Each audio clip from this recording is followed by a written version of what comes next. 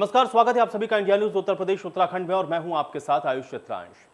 देश में एक बार फिर से जातीय जनगणना का जिन्न बाहर आ गया है। बात अगर जन की हो और सियासत ना हो तो ऐसा मुमकिन नहीं है, क्योंकि देश में आधी से ज्यादा आबादी ओबीसी की है, लेकिन आंकड़े 1931 के हैं। जी हां, ये सच है कि देश में ओबीसी की आबादी आज भी आजादी के पहले आंकड़ों पर ही निर्भर करती है।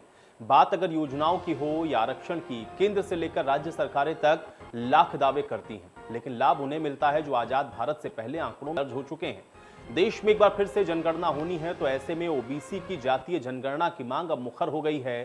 सियासी पार्टियां केंद्र से लगातार मांग कर रही हैं कि एससी एसटी के तरह ओबीसी के भी जातीय आंकड़े सरकार जारी करे। तो आज इन्हीं तमाम मुद्दों को लेकर बिहार के तेजस्वी यादव समेत कई पार्टियों के बड़े नेता ने पीएम मोदी से चर्चा की। एक और जहां देश भर में विपक्षी पार्टियां जातीय जनगणना कराने को लेकर सरकार से मांग कर रही हैं, तो सरकार इस मुद्दे पर किस तरह से एक्शन लेगी, अगले 1 घंटे में हम इसी पर चर्चा करें।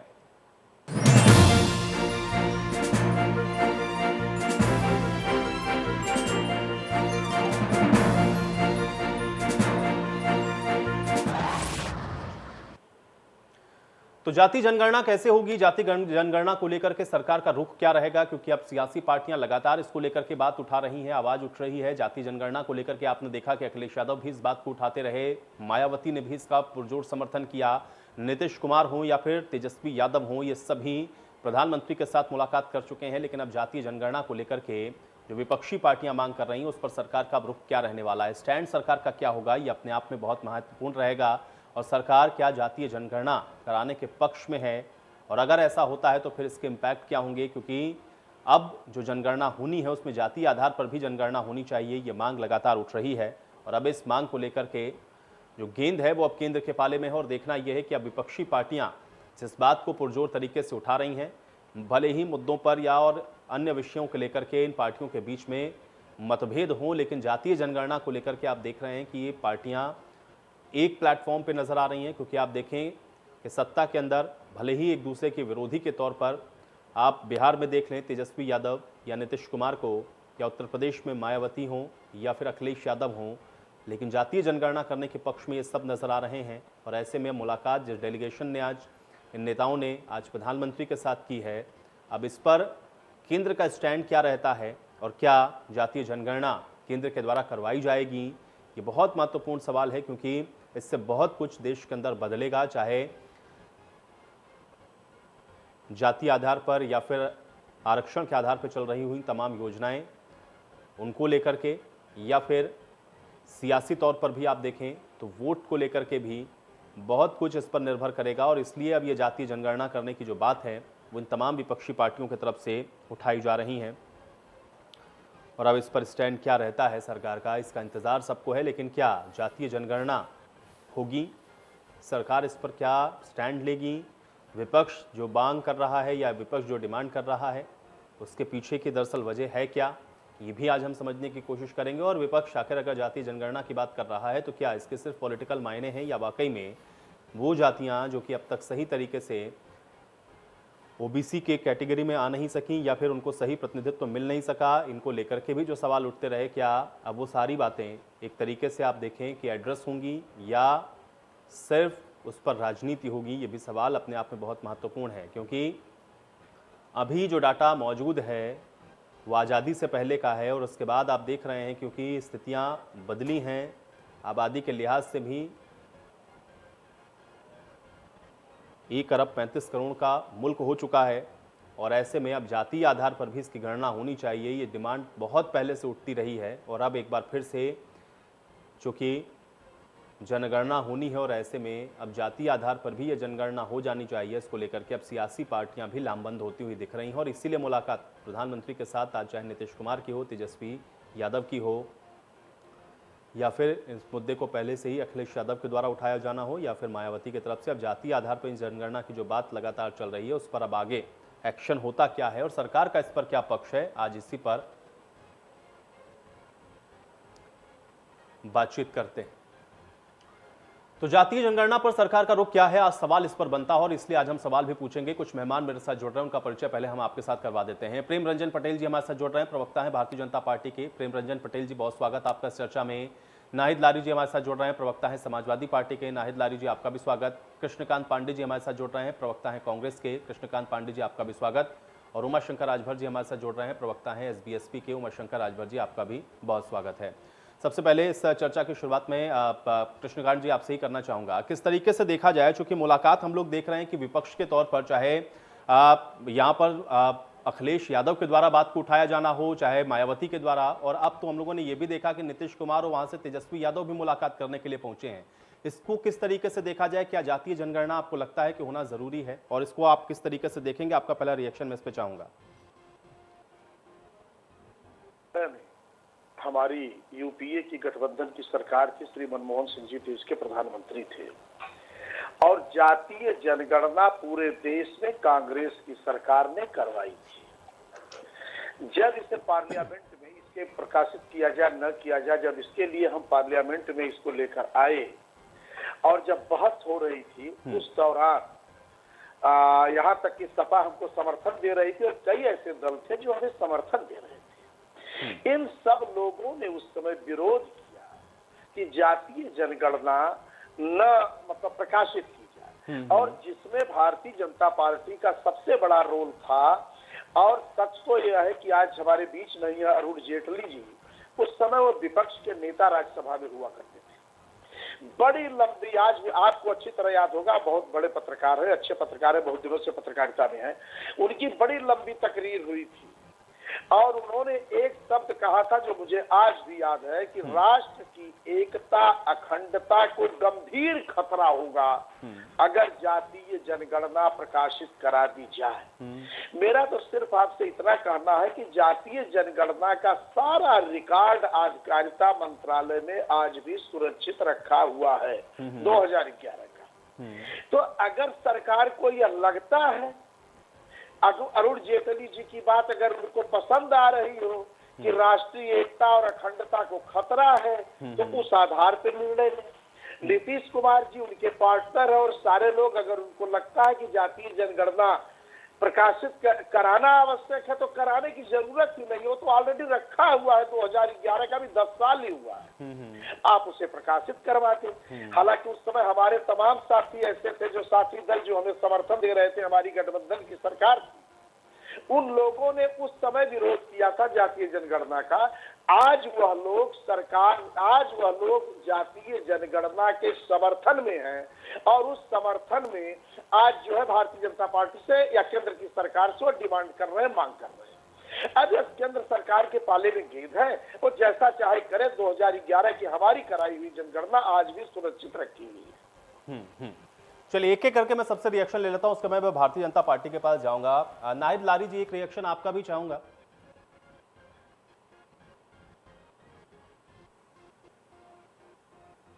नाहिद लारी जी, आप मुझे सुन पा रही हैं?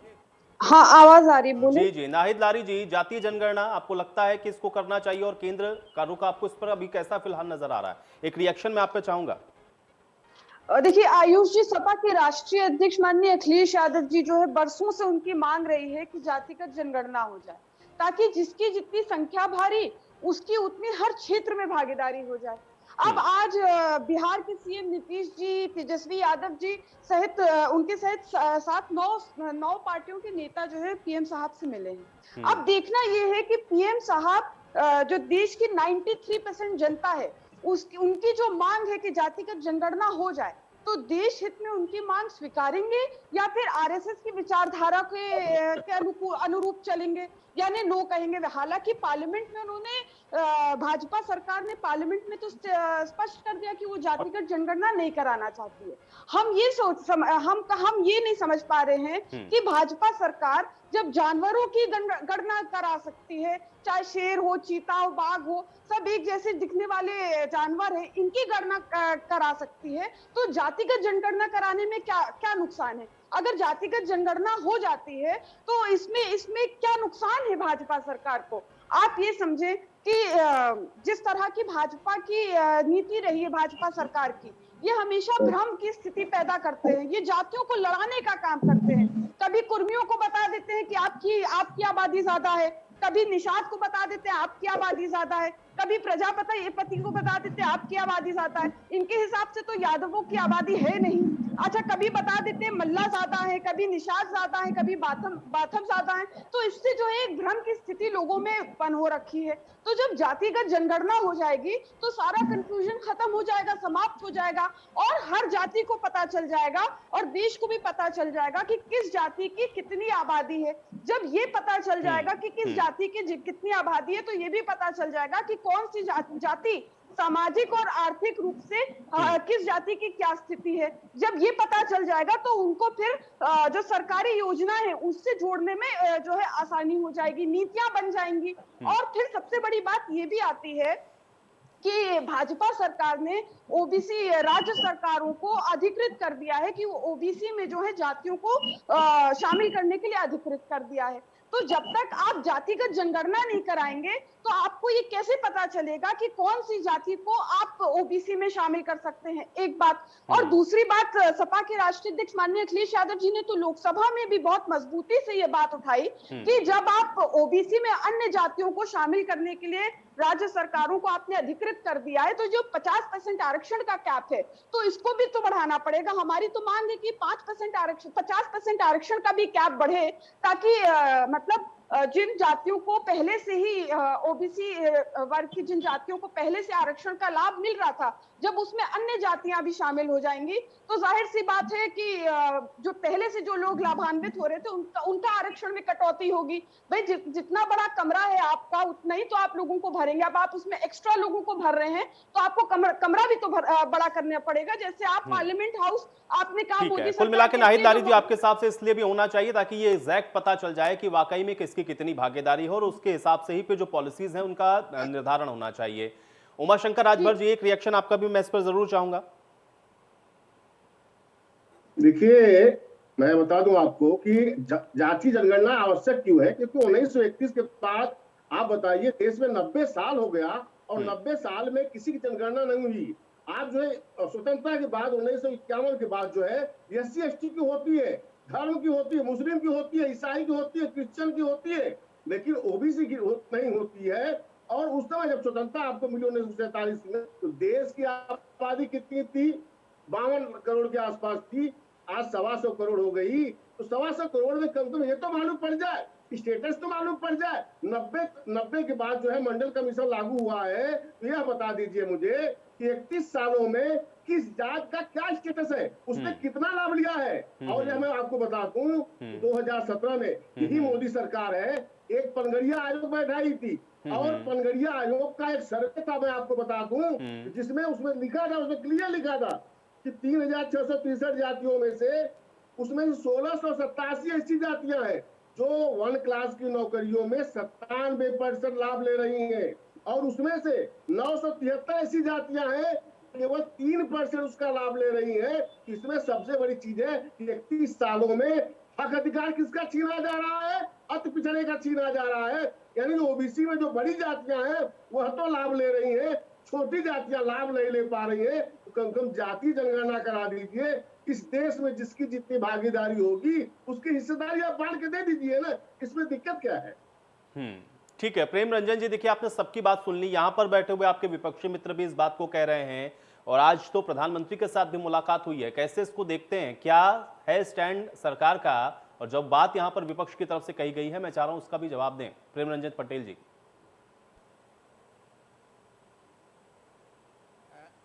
देखिए आयुष जी, पहली बार जाति आधारित गणना 1931 में हुई थी, लेकिन 41 में जब जनगणना हुआ तो द्वितीय विश्व युद्ध के कारण जनगणना नहीं हो सकी थी। लेकिन देश की आज़ादी के बाद 1951 में जनगणना हुआ।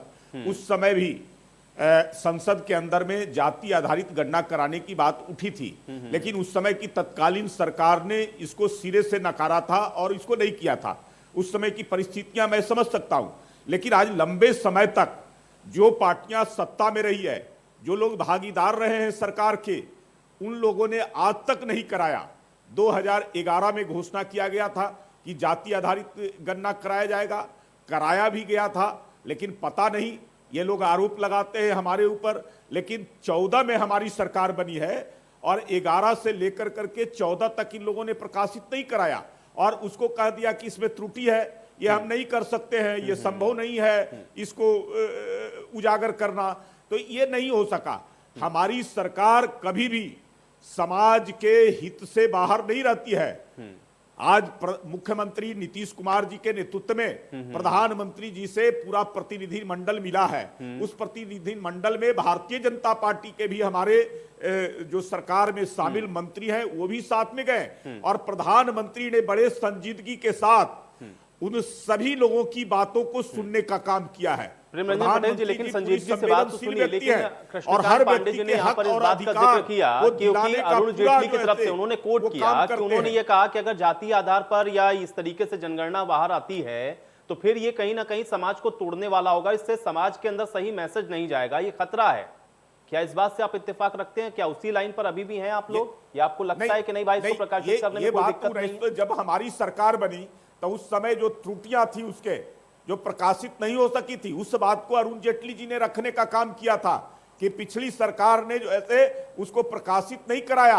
अब उन त्रुटियों के आधार के अनुरूप अगर जो ऐसे कराया जाता है तो फिर आपस में विभेद पैदा हो गए। अरुण जेटली जी ने इस बात को रखा था। लेकिन आप पूछिए कि जो लोग ये डिमांड कर रहे हैं कोई जन कल्याण की योजनाओं का जो वेलफेयर की स्कीमें हैं वो जाति आधारित है क्या? अनुसूचित जाति छोड़ कर करके वो तो आर्थिक आधार पर, इकोनॉमिक के आधार पर बनाए जाते हैं। और हमारी सरकार लगातार जो ऐसे काम कर रही है, जनधन खाता खुलवाने का काम किया 45 करोड़ लोगों को।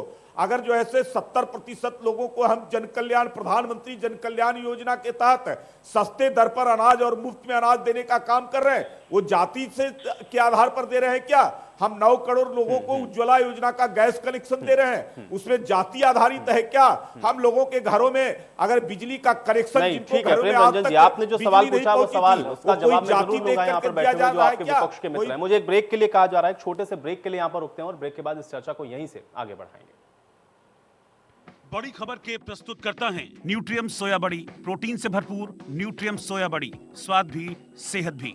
सह प्रायोजक doctor ortho Ayurvedic oil and capsule, जोड़ों के दर्द की बेजोड़ दवा, और पेट सफा आयुर्वेदिक चूर्ण, पेट सफा तो हर रोग दफा।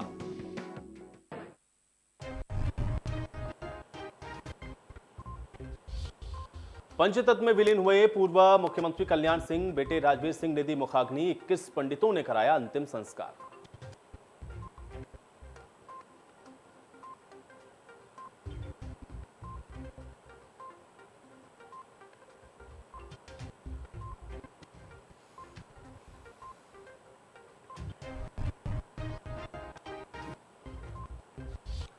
रक्षा मंत्री राजनाथ सिंह और सीएम योगी ने भी डाली कल्याण सिंह की चिता में आहुति, पूरे राजकीय सम्मान के साथ किया गया अंतिम संस्कार।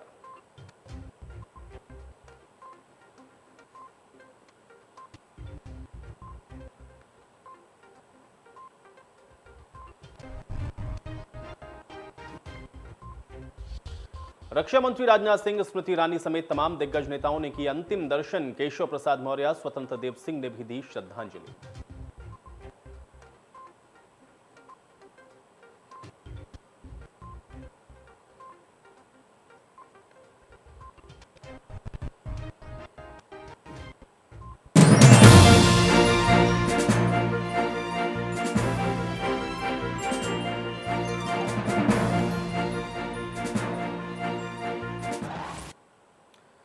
तो ब्रेक के बाद आप सभी का स्वागत है। सवाल तो बनता है, मैं आज हम लोग सवाल इस विषय को लेकर के पूछ रहे हैं कि आखिर क्या जो जातीय आधार पर जनगणना है वो होनी चाहिए या फिर नहीं, और इसको लेकर के अब विपक्ष की जो मांग है उस पर अब केंद्र का पक्ष क्या रहने वाला है और केंद्र इसको किस तरीके से देखता है। क्या केंद्र अब जातीय आधार पर जो डाटा है उसको पब्लिश करता है या फिर नहीं, और आगे इस पर जो निर्णय है वो किस तरीके से लिया जाता है, ये भी अपने आप में एक बहुत बड़ा सवाल है, क्योंकि जातीय जनगणना के आधार पर बहुत कुछ जुड़ा हुआ है। और जातीय जनगणना जिस तरीके से अब इसकी डिमांड हो रही है कि अब इसको कहीं ना कहीं फाइनलाइज तरीके से लोगों के सामने रखना चाहिए, इसके मायने क्या है, इस पर लगातार सवाल हम पूछ रहे हैं। एक बार फिर से चर्चा में वापस लौटते हैं, सभी मेहमान मेरे साथ बने हुए हैं, मैं इस चर्चा को और थोड़ा सा आगे बढ़ाता हूं। प्रेमरंजन जी, एक सीधा सा सवाल, उसके बाद मैं अन्य मेहमानों के पास जाता हूं। क्या जातीय आधार पर आपको लगता है भारतीय जनता पार्टी इसका पक्ष रखती है या उसका फेवर करती है कि ये जनगणना जातीय आधार पर होनी चाहिए और ये सार्वजनिक भी होना चाहिए?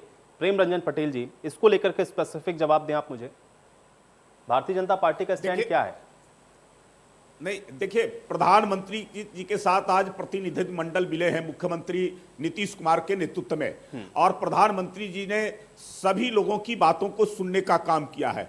वो खुद जो है से बड़े ही संवेदनशील व्यक्ति हैं और पूरी बातों को सोच समझ कर करके वो निर्णय लेंगे। मुझे लगता है कि देश हित में और समाज हित में, और जो पिछड़े वर्ग के लोग हैं, जो आर्थिक रूप से, सामाजिक रूप से विपन्न है, वैसे लोगों के पक्ष में वह निर्णय लेंगे। मुख्य प्रधानमंत्री जी जितना योजना चला रहे हैं या योजनाओं पर काम किए हैं, वह आप खुद स्वयं देख सकते हैं कि पिछड़े वर्गों को कितना अधिकार उन्होंने दिलाने का काम किया है। अब पिछड़ा वर्ग आयोग को संवैधानिक दर्जा आज तक नहीं मिला था, उसको हमारे प्रधानमंत्री जी ने दिलाने का काम किया।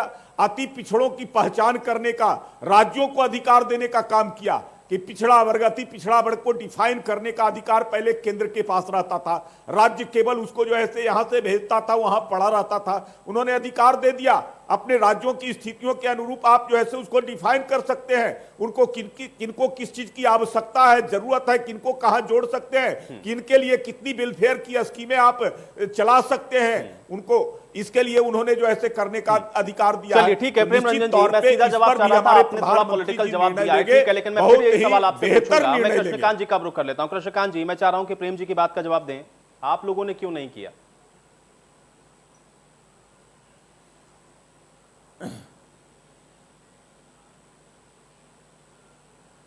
कृष्णकांत पांडे जी, आप सुन पा रहे हैं मुझे? कृष्णकांत जी, आप लोगों ने क्यों नहीं किया? ये बात प्रेम रंजन जी पूछ रहे हैं आप लोगों से।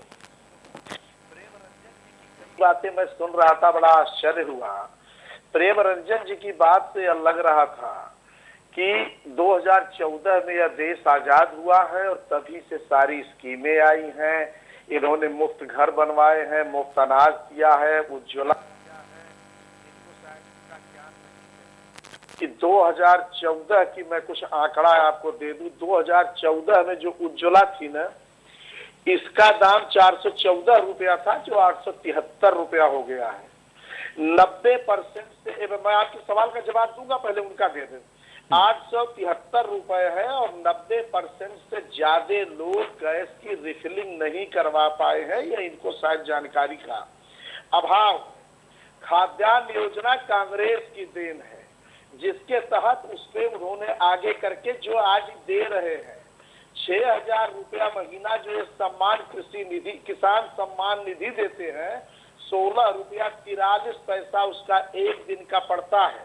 और इन्हें यह ज्ञान नहीं है कि जो पेट्रोल और डीजल के दाम बढ़े हैं, अगर एक गरीब किसान का बेटा भी 1 लीटर पेट्रोल दिन भर में खर्च करता होगा तो वह कम से कम 35 से 40 रुपए ज्यादा दे रहा है। तो 16 रुपया दे के 35 रुपया लेने वाली ये सरकार के समझ में कब आएगा? जहां तक कांग्रेस की बात है, मैंने आपको बताया, उसके आगे बता रहा हूँ। 2011 की जनगणना आज भी अधिकारिता मंत्रालय में रखी हुई है, उसको देख ले, उसमें कोई त्रुटि नहीं थी, इसलिए वो प्रकाशित नहीं की गई। हमारी सरकार के गठबंधन के साथी भी नहीं चाहते थे वो प्रकाशित हो। भारतीय जनता पार्टी के अरुण जेटली जी का बयान पार्लियामेंट में होगा, पटेल जी को थोड़ा उसका अध्ययन करना चाहिए, नेट पे ही खोज ले। उन्होंने साफ साफ कहा था, राष्ट्र की एकता और अखंडता को गंभीर खतरा है। कांग्रेस की बात क्या करेंगे? आप बेहतर जानते हैं कि इंदिरा साहनी वर्सेस उड़ीसा स्टेट का जब मुकदमा चला, इसके बाद जब ओबीसी को, जब पिछड़ों को आरक्षण का मामला था, जब 1992 में मुकदमा का फैसला आया, पहली सरकार हमारी थी आंध्र प्रदेश में, पूरे हिंदुस्तान की पहली कांग्रेस की सरकार आंध्र प्रदेश में ओबीसी का आरक्षण लागू किया और नियुक्ति उस आरक्षण के आधार पर हुई। ये क्या बात करेंगे? इनको तो 2014 के पहले देखा नहीं था, इनके समझ में नहीं आएगा। पंचायत में हमने अनुसूचित जात के साथ साथ पिछड़ों को, महिलाओं को, सबको 73वें 74वें संशोधन के तहत हमने आरक्षण दिया। हम इनसे पूछना चाह रहे हैं कि 7 बरस हो गए हैं, राज्यसभा में महिला बिल पास होकर रुका हुआ है। श्रीमती सोनिया गांधी जी ने 7 बरस में आदरणीय मोदी जी को 7 बार पत्र लिख चुकी हैं। महिला बिल के बारे में क्यों बात नहीं कर रहे हैं? आखिर ठीक है, सारी चीजें हो रही है, तो आखिर महिला बिल के भी बारे में तो बात करनी चाहिए। जब 1% साक्षरता दर हुआ करती थी दलित भाइयों की, उस समय हमने 22.6% उनके आबादी के अनुपात में आरक्षण दिया था। और जब कोई सोच भी नहीं सकता था कि उड़ीसा में भी पिछड़े और दलित मुख्यमंत्री बन सकते, हमने गिरधर गोमांगो जो आदिवासी थे उनको मुख्यमंत्री बनाया था। आंध्र प्रदेश में हमने दलित टी अंजैया को बनाया था। चपरासी से लेकर रामभा महिम राष्ट्रपति तक हमने दलित हो, पिछड़े हो, सामान्य हो, चाहे वह महिला हो, सबको हमने बराबर का अधिकार दिया। 50 के दशक में जब कोई सोच नहीं सकता था ओबीसी के लिए कोई आरक्षण नहीं था, तब भी हमने जो है चंदूलाल चंद्राकर और चंद्रजीत जैसी महान शख्सियत को इस देश की जिम्मेदारी सौंपी थी। जब कोई जानता नहीं था कि दलित इस देश में मंत्री भी बन सकता है, हमने बाबू जगजीवन राम जी को मंत्री बनाया था। हमसे सवाल बीजेपी करेगी? अरे यह देश हमारा है। हमें तो चिंता केवल इस बात की है कि जो देश बेचने का क्रम चल रहा है, हम तो इस चिंता में पड़े हैं कि जिस दिन यह देश। चलिए कृष्णकांत जी, आपने सिलसिलेवार ढंग से बहुत सारी बातें उठाई हैं। मुझे लगता है कि इसका जवाब देने के लिए बिल्कुल आतुर होंगे प्रेमरंजन पटेल जी। मैं उनसे इसका जवाब जरूर लूंगा, लेकिन फिर से मुझे एक ब्रेक के लिए कहा जा रहा है। मेरी मजबूरी है, मुझे एक ब्रेक पर जाना होगा। फौरन वापस आते हैं, उस चर्चा को यहीं से आगे बढ़ाते हैं। प्रस्तुत करता है doctor ortho Ayurvedic oil and capsule, जोड़ों के दर्द की बेजोड़ दवा।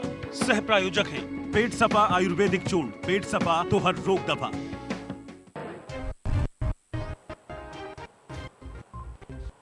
पंचतत्व में विलीन हुए पूर्व मुख्यमंत्री कल्याण सिंह बेटे राजवीर सिंह ने दी मुखाग्नि। 21 पंडितों ने कराया अंतिम संस्कार।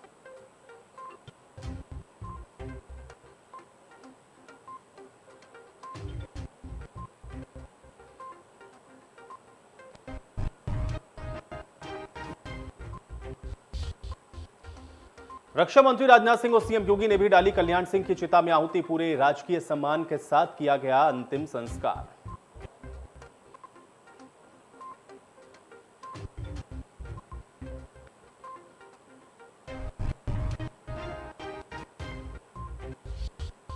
रक्षा मंत्री राजनाथ सिंह, स्मृति ईरानी समेत तमाम दिग्गज नेताओं ने किया अंतिम दर्शन। केशव प्रसाद मौर्य और स्वतंत्र देव सिंह ने भी दी श्रद्धांजलि।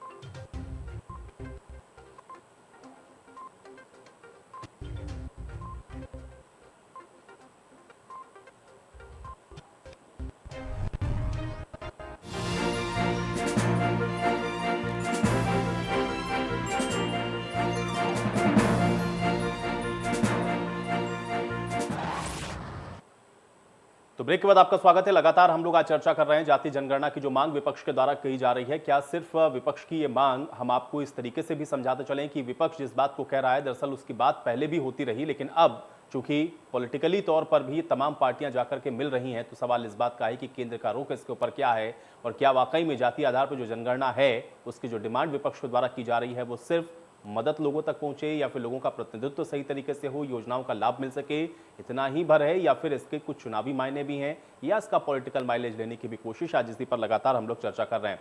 चर्चा में एक बार फिर से वापस लौटते हैं और अब इस चर्चा को यही से थोड़ा सा और आगे बढ़ाते हुए नाइट जी मैं आपके पास आता हूं, क्योंकि जो बात यहां पर कही गई इसको और थोड़ा सा आगे बढ़ाते हुए इसको आप कैसे देख रही हैं? क्या वाकई में सिर्फ इतना ही भर इसको समझा जाए कि लोगों को उनका प्रतिनिधित्व सही तरीके से मिल जाए, या चुनाव आते आते पॉलिटिकल पार्टीज को इसमें कहीं वोट भी नजर आता है, इसलिए भी ये मुद्दा और गर्म होता हुआ दिख रहा है? उत्तर प्रदेश में चुनाव है। नाहिद जी। आयुष जी, सबसे पहले मैं जो बीजेपी के प्रवक्ता हैं प्रेमरंजन पटेल जी, उनकी बातों का जवाब देना चाहती हूँ। मैं बहुत देर से उनको सुन रही थी, वो बहुत बातें बता रहे थे कि किस तरह से बीजेपी जो है पिछड़ों की हितैषी है, पिछड़े और दलितों की हितैषी, जबकि मैं उनके नॉलेज में, हालांकि वो काफी सीनियर हैं, फिर भी मैं उनकी नॉलेज में डालना चाहती हूँ कि 6 अप्रैल 1980 कोटला मैदान दिल्ली में बीजेपी की बुनियादी पिछड़े दलित विरोध पर बनी थी कि पिछड़े और दलित समाज के जो नेता हैं वो देश का प्रतिनिधित्व नहीं कर सकते, वो देश में पीएम नहीं बन सकते। इसी आधार पर बीजेपी की बुनियाद पड़ी थी। और जब वीपी सिंह जी ने मंडल कमीशन लागू करने की घोषणा की थी, तो बीजेपी के जो यूथ विंग के अनेकों पदाधिकारियों ने जो है आत्मदाह करने की कोशिश की थी, अनेकों ने आत्मदाह भी कर लिया था गुस्से में कि ओबीसी को जो है आरक्षण मिलेगा। इस विरोध में उन्होंने आत्मदाह किया था। और फिर मैं ये भी याद दिलाना चाहूंगी पटेल जी को कि जब देश के वरिष्ठतम नेता बाबू जगजीवन राम जी जब बीएचयू गए थे, तब जो है बीजेपी के यूथ विंग ने बीएचयू को गंगा जल से धुलवाया था, ये कहते हुए कि ये यहाँ पे एक दलित समाज के नेता आ गए, ये अपवित्र हो गया, इसका शुद्धिकरण करा रहे हैं। और फिर अभी का आप लेटेस्ट देख लीजिए, जो मंत्रिमंडल विस्तार हुआ है, मंत्रिमंडल विस्तार में जो है, जो पिछड़े और दलित समाज के जो नेता हैं, उनको जो है कैबिनेट मंत्री का दर्जा नहीं दिया गया। मोदी सरकार ने जो उनको राज मंत्री का दर्जा दिया, और सबको मालूम है, पूरा देश जानता है कि राज मंत्री बनने का मतलब क्या, आप दाखिले दफ्तर हो गए। तो ये सब चीजें तो सभी लोग देख रहे हैं कि कितने पिछड़े हितैषी और कितने पिछड़े विरोधी हैं। ये तो सबको मालूम है कि बीजेपी जो है कभी भी पिछड़ा दलित हितैषी हो ही नहीं सकती है। अभी आपको मैं कुछ आंकड़े भी बताना चाहती हूँ। पटेल जी जरा गौर से सुनिएगा कि 69,000 शिक्षक भर्ती में जो है आरक्षण को लागू कराने की मांग को लेकर मुसलसल शिक्षक जो है आंदोलित थे, और उनको जो है यूपी सरकार जो है लाठी डंडे मारने का काम कर रही है। और अगर यूजीसी के अनुसार, अगर उसकी बात करें, जो यूजीसी ने आंकड़ा दिया है, आपको मैं बताना चाहूंगी कि ओबीसी को कितना ज्यादा निग्लेक्ट किया जा रहा है। ये 1 अगस्त 2020 का है। 40 केंद्रीय विश्वविद्यालय है हिंदुस्तान में, और उसमें आप देखिए कि प्रोफेसर के 313 पोस्ट में सिर्फ 9 पोस्ट पे भर्ती की गई है, 304 पोस्ट खाली हैं। एसोसिएट प्रोफेसर का आप ले लीजिए, 735 पोस्ट में 38 पोस्ट भरी है, 697 पोस्ट खाली हैं। असिस्टेंट प्रोफेसर में 2232 पोस्ट में 1327 पोस्ट भरी हैं, 905 पोस्ट खाली हैं। इग्नू ले लीजिए, 346 पोस्ट में 115 पोस्ट भरी हैं, 231 खाली हैं। IISER में ले लीजिए, 153 पोस्ट है, 86 भरी है, 67 खाली हैं। और IISc की ले लीजिए, 303 पोस्ट है और 31 उसमें भरी है, 272 खाली, यानी 90% खाली है। मैं कहां तक गिनाऊं, बहुत बहुत लंबी लिस्ट है, बहुत लंबी लिस्ट है। इसलिए बीजेपी का तो पिछड़े भी जानते हैं, दलित भी जानते हैं। जिस तरह से उत्तर प्रदेश की अगर आप बात करें, किस तरह से पिछड़े दलितों को रोज अपमानित करने का काम किया जा रहा है। और लेकिन ठीक है, इसलिए बीजेपी पिछड़ों के लिए नहीं सोच रही है, आपका सीधा सही आरोप है। उमाशंकर जी, एक रिएक्शन और आपका चाहूंगा, क्योंकि जो बात यहां पर कही गई पटेल जी की तरफ से, थोड़ा सा उसको और आगे बढ़ाते हुए। देखिए, मैं आपको पहले तो मैं कांग्रेस के मित्र को बता दूं, जो है जितना अगर उनकी नीयत साफ थी तो 1955 में टाका कालेकर आयोग बना जो है, लेकिन उस टाका कालेकर को जब तक जनता गवर्नमेंट आई जो है 1978 तक कचरे के डब्बे में डाल दिया गया। उस टाका कालेकर के आयोग को लागू नहीं किया गया, जब ओबीसी के बारे में उन्होंने कहा था। दूसरी बात, जब जनता गवर्नमेंट आई, चौधरी चरण सिंह प्रधानमंत्री हुए, तो 1978 में बिंदेश्वरी प्रसाद मंडल जी मंडल कमीशन बनाया गया, और मंडल कमीशन के बाद 79 में यही इंदिरा जी की सरकार आ गई और कांग्रेस सरकार आ गई। 90 तक उसको कचरे के डब्बे में डाला गया। और यह ध्यान रखिए, जब जनता दल की गवर्नमेंट आई है, पीपीसी की सरकार बनी है, तब कमीशन के 40 ध्यान रखिएगा, उसमें से 40 लागू हुआ है शिक्षा के क्षेत्र में, रोजगार के क्षेत्र में। अच्छा, दूसरी बात ध्यान रखिएगा, मैं बीजेपी के मित्र को बता दूं, अगर उनकी नीयत साफ है, अगर उनका हिंदू खतरे में नहीं है, इस बात पर जरा ध्यान रखिएगा। 2018 में माननीय नेता ओम प्रकाश राजभर जी उत्तर प्रदेश में सामाजिक न्याय समिति बनवाते हैं कि वो जो 27% ओबीसी आरक्षण है, देश के 11 स्टेट में, 11 राज्यों में, जैसे बिहार है, महाराष्ट्र है, आंध्र, तेलंगाना, हर जगह अगर बंटवारा हो चुका है, तो उत्तर प्रदेश में 7, 11, 9 के भागों में बांट दीजिए। और वही सलाह जब माननीय प्रधानमंत्री को जब वो देते हैं, तो माननीय प्रधानमंत्री जी जुलाई में, ध्यान रखिएगा, जुलाई में जस्टिस रोहिणी आयोग बैठाते हैं कि देश का जो 27% आरक्षण है वह उसका बांट दिया जाए। तो पनघड़िया रिपोर्ट आती है, उसमें कह दिया जाता है कि जो ओबीसी की बड़ी जातियां हैं वह 27% का लाभ ले रही है, तो छोटी जातियां यानी अल्प पिछड़े हैं वह कुछ नहीं पा रहे हैं। तो 2018 में यही मोदी सरकार जो है जस्टिस रोहिणी आयोग बैठाती है। और ध्यान रखिएगा, 18 में, जुलाई 18, आज क्या आ गया, 21 आ गया, यानी 3 सालों में 6 महीने का उसका कार्यकाल बढ़ाया जा रहा है। अगर बीजेपी के मित्र की नीयत साफ है, सबका साथ सबका विकास की बात करते हैं, अगर हिंदू खतरे में नहीं है, तो जो उत्तर प्रदेश में सामाजिक न्याय समिति है, जो माननीय नेता ओम प्रकाश राजभर ने 3 साल हो गया, अक्टूबर 2018 में वो रिपोर्ट आके करके पढ़ी है मेरे मित्र, लेकिन आप बता दीजिए क्या 3 सालों में सामाजिक न्याय समिति उत्तर प्रदेश में लागू होगी कि नहीं लागू होगी? और जो 3 सालों से जस्टिस रोहिणी आयोग केंद्र सरकार के पाले में पड़ी हुई है, क्या वह लागू होगी कि नहीं लागू होगी? क्या अमित मिश्रा क्लियर कर दीजिए। पटेल जी आप जवाब दें। आप देखिए, बारी बारी से सभी पार्टी के लोगों ने जो ऐसे अपनी बात रखने का काम किया है और सब लोगों ने जिन जिन सवालों को उठाया है, आप इतना ही से देख सकते हैं कि लंबे समय तक कांग्रेस की सरकार रही है। अब जिस बात का श्रेय जो ऐसे लोग ले रहे हैं, गरीबी हटाओ का नारा दिया जाता था, देश के अंदर में लगातार गरीबी बढ़ती चली गई। 52% लोग देश के अंदर में जो ऐसे 52 करोड़ से अधिक लोग गरीब होते चले गए। तो जिन लोगों ने योजनाएं बनाए गरीबों के लिए, योजनाएं अगर नहीं पहुंच रही थी और उन तक नहीं जा रहा था, तो ये किसके कारण रहे हैं? किस कारण से जो है उनके साथ ये नाइंसाफी होता रहा है? लेकिन उनके ऊपर आरोप लगाने से नहीं, आप अपनी नीति स्पष्ट करें। उन्होंने कहा कि मैं योजना बनाता हूं, लेकिन लाभान्वित के लिए मुफ्त में कोचिंग नहीं, मैं बता रहा हूं कि लाभान्वित तक केवल जो है 10 पैसे में परिवर्तित हो जाता है, 1 रुपया।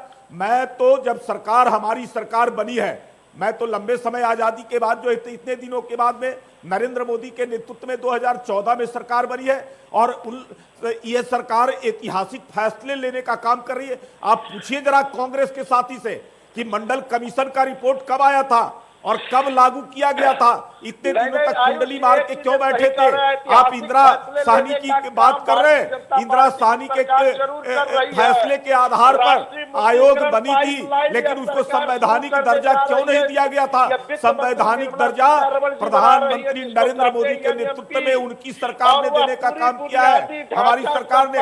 आप जो रोहिणी कमीशन की जिसकी बात कर रहे हैं, ये रोहिणी कमीशन पहले की सरकार क्यों नहीं बनाया? रोहिणी कमीशन हमारी सरकार ने बनाने का काम किया है कि अगर आरक्षण में कौन कौन से वर्ग, कौन कौन से छोटी छोटी जो है जातियां आरक्षण से वंचित हो गई है, जिनको लाभ नहीं मिल सका है, हम उन तक कैसे पहुंचाएंगे? हमारा तो नारा ये अंत्योदय, अंतिम व्यक्ति का अभ्युदय। हम चाहते हैं कि समाज के सबसे जो पिछड़े हैं, सबसे गरीब तबके के लोग हैं, आर्थिक रूप से विपन्न है, अंतिम पायदान पर रहने वाले हैं, उनको मुख्य धारा में लाना, चाहे जैसे भी हो। ठीक है प्रेम रंजन जी, लेकिन आप कह तो रहे हैं, लेकिन ओबीसी को लेकर के देखिए नाइजे ने भी यहाँ पे बहुत सारे सवाल खड़े किए। उन्होंने कहा कि आप बता दें, ये बताएं कि आपने ओबीसी के भले के लिए क्या किया है। पटेल साहब ओबीसी के भले के लिए क्या किया है? ओबीसी के भले के लिए क्या किया है, स्पेसिफिक बताएं। ठीक है कृष्णकांत जी, 1 सेकंड। पटेल जी ओबीसी के लिए क्या किया है? क्योंकि आप तो सभी ओबीसी की बात यहाँ पे कर रहे हैं, लेकिन ओबीसी के लिए क्या किया? आपने देखा है कि ओबीसी के लिए जो अमेंडमेंट बिल आया है और उसको हम लोगों ने राज्यों को अधिकार देने का काम किया है। रोहिणी कमीशन हम लोगों ने बनाया है कि कौन कौन सी छोटी छोटी जातियां या आरक्षण पाने वाले जो वंचित रह गए, जिनको अब तक जो ऐसे आरक्षण का लाभ नहीं मिल सका है, इससे छूटे रहे हैं, उनको हम कैसे मुख्य धारा में जोड़ने का काम करें, कैसे लाने का काम करें। दूसरी बात कि आप गणना के आधार को बनाते हैं, लेकिन उनके लिए योजनाएं जितनी हम बनाने का काम किए हैं और उन तक पहुंचाने का काम किए हैं, उस बात को कोई ख्याल नहीं रखता है कि अगर जो है।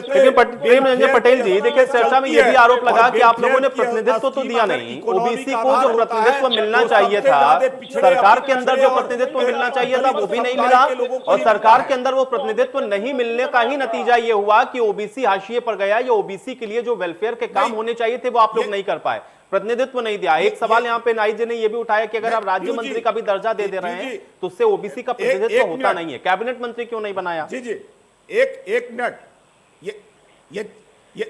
ये चर्चा कर रहे हैं कैबिनेट मंत्री का। आज तक आजादी के बाद कभी हुआ था कि इतनी बड़ी संख्या में पिछड़े समुदाय के लोग, अति पिछड़े समुदाय के लोग, दलित समुदाय के लोग, अनुसूचित जनजाति के लोग मंत्री बनते हो, मुख्य धारा से जुड़ते हो? आज 75 मंत्री केंद्र के अंदर में है, जिसमें से 20 अनुसूचित जाति जनजाति के हैं, 27 पिछड़े वर्गों के हैं, यानी कि 75 में से 47 मंत्री केवल जो है से उस पिछड़े समुदाय से। आज तक कभी नहीं हुआ था, यह पहली बार आजादी के बाद हुआ है। हम इन वर्गों को मुख्य धारा में जोड़ने का काम कर रहे हैं। आप बात कर रहे हैं इस बात की, अभी जो है इन लोगों ने केवल एक खास परिवार के लोगों को सत्ता में बैठा करके लोगों ने रखने का काम किया है। जगजीवन राम जी की बात कर रहे थे। जगजीवन राम जी सबसे सीनियर व्यक्ति थे कांग्रेस के अंदर में, उनको प्रधानमंत्री बनना था, लेकिन दलित वर्ग से आते थे इसलिए उनको प्रधानमंत्री नहीं बनने दिया गया था। तो आप सोच सकते हैं कि कभी पिछड़े, अति पिछड़े, दलित, अनुसूचित जनजाति के लोगों को मुख्यधारा से कभी जुड़ने नहीं दिया गया सरकार में। केवल यही सरकार है जो नरेंद्र मोदी के नेतृत्व में उन तमाम वर्ग के लोगों को सम्मान के साथ उनको मुख्यधारा में जोड़ने का काम, सत्ता में भागीदार बनाने का काम। नाई जी का सवाल है आपसे सीधा। नाई जी, आयुष जी, जो व्यक्ति, जो आईएएस अफसर जो है सुषमा स्वराज जी के सामने हाथ बांधे खड़े रहते थे, यस पर करते थे, वो रातों रात कैबिनेट मंत्री बन गए। तमाम आईएएस अफसर गुजरात से आकर कैबिनेट मंत्री बन गए। और स्मृति जुबिन ईरानी जो पारसी समाज की हैं, उनको कैबिनेट, पहले गुजरात से राज्यसभा बनाया, फिर उनको कैबिनेट मंत्री बना दिया। क्यों? क्योंकि वो अपनी है। और पिछड़े और दलित समाज के जो हमारे नेता हैं, जिन्होंने संघर्ष किया, उनको आपने कैबिनेट मंत्री का दर्जा नहीं दिया, उनको आपने राज्य मंत्री बना दिया। अरे कटीर जी, आप गलत पार्टी में हैं। आप ये समझें कि आप गलत पार्टी में चले गए हैं। ये पिछड़े दलित विरोधी पार्टी है। अरे आपकी पार्टी केवल नारा गढ़ने का काम करती है, केवल वोट बैंक जो है वोट के रूप में लोगों को इस्तेमाल करने का काम करती है, कभी मुख्यधारा में जोड़ने का काम नहीं करती है। केवल एक परिवार की पार्टी बन के रह जाती है, एक वर्ग की पार्टी बनकर करके रह जाती है। कभी आपने जो है समाज के हित में और देश के हित में कभी नहीं किया। कभी दलित समुदाय के लोगों को, कभी पिछड़े वर्ग के लोगों का हित आपने नहीं किया, कभी उनको मुख्यधारा में आने नहीं दिया। आपको तो खतरा लगता था कि अगर पिछड़े वर्ग के लोगों का उद्धार होगा तो निश्चित तौर पे हमारी कुर्सी चली जाएगी, हमारे परिवार की कुर्सी चल जाएगी। एक परिवार का व्यक्ति अगर कोई शीर्ष पर बैठा हो, ने भी यही बात कही कि देखिए नियत अगर साफ होती, कहीं ना कहीं नियत अगर साफ होती तो ये काम कांग्रेस पार्टी अगर चाहती तो कर सकती थी। सर्वाधिक समय सत्ता में आप लोग रहे, लेकिन नियत आप लोगों की भी नहीं थी। ये आरोप तो एसबी एसपी की तरफ से लगा आपके ऊपर। मैं चाह रहा हूं इसका जवाब दें। आयुष, सवाल हमसे है जी। एसपी की बात मैं नहीं करता, मैं आपके सवाल का जवाब जरूर दूंगा। जो किसी एक जात पर पर्टिकुलर 2-4 जिलों पे जो राजनीति करते हैं, मैं उनके सवाल का जवाब नहीं देता। मैं आपको बस थोड़ा सा आपके सवाल का जवाब मैं दे रहा हूँ। हमने पिछड़ों को, दलितों को और वीकर सेक्शन को हमने प्रतियोगी परीक्षाओं के लिए जिस तरह से हमने फ्री कोचिंग की व्यवस्था किया, कोई सोच सकता था क्या? मैं आपको नाम बता रहा हूँ। जगजीवन राम जी और अंबेडकर जी के बाद तीसरे नंबर पे थे बीपी मौर्य जी। आरक्षण के तहत नहीं, हमने उनको दलित नेता के रूप में भारत सरकार में स्थान दिया। जब भारत 2 टुकड़े हो रहा था, इंदिरा जी के नेतृत्व में बांग्लादेश बन रहा था, तो सत्ता में कांग्रेस पार्टी, जिसके राष्ट्रीय अध्यक्ष, जिसको आप भी जानते हैं, पैनलिस्ट भी हमारे साथी जानते हैं, बहुत बड़ी स्थिति होती है कांग्रेस के राष्ट्रीय अध्यक्ष को, वो भी सत्ता में थी। जगजीवन राम हमारे राष्ट्रीय अध्यक्ष थे। क्या वो आरक्षण में गए थे? क्या हमने उनको जिस तरह का सम्मान दिया, क्या वो आरक्षण में थे? के.आर. नारायणन कौन थे? इनसे पूछिए, उनको क्या हमने आरक्षण में उपराष्ट्रपति बनाया था? दलित थे। जयराम वर्मा का नाम नहीं सुने होंगे ये लोग, वो फैजाबाद के रहने वाले थे, जिनको उस समय हमने मंत्री बनाया था, पिछड़े से आते थे जब आरक्षण नहीं था। स्वामी लोधी हमीरपुर के थे, उनको हमने भारत सरकार में मंत्री बनाया था, उस समय आरक्षण नहीं था। ये हमारा अपना अपनत्व था, पिछड़ा, दलित, अल्पसंख्यक सबके प्रति मेरा अपनत्व था। चंदूलाल चंद्राकर कहाँ से आते थे? मध्य प्रदेश से आते थे, जो पिछड़ी जात के थे, उन्हें हमने भारत सरकार में स्थान दिया था।